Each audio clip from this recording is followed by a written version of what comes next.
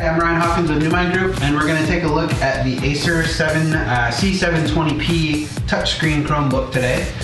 This thing has an Intel Haswell processor inside. It's got 2 gigs of RAM, this particular model does. There is a 4 gig version available, and also 16 gigs of internal storage, and there also is a 32 gig version available for that as well. The screen, it's got a 11.6 inch touch screen, and it is 1366 by 768 for the resolution.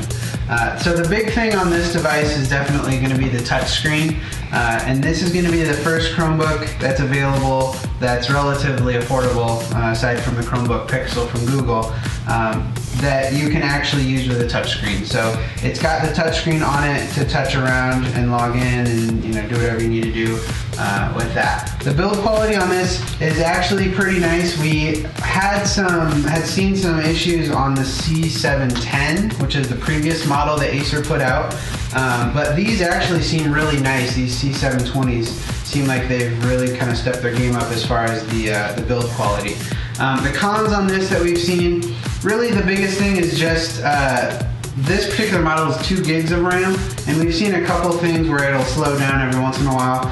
So we really recommend, if you can, go ahead and get the 4 gig version, because 4 gigs on the Chromebook really work really well with what you're doing as far as videos and Hangouts and stuff like that. So 4 gigs is kind of a nice match to the Chromebook. The other thing on this to kind of watch out for is on the C710s, and now this is a different model, but the C710s, we had seen some issues with DOA devices. So that kind of comes into play when you're ordering a lot of devices and going through the enrollment process, and then you've got these devices you can't use, so you have to send them back and get new ones.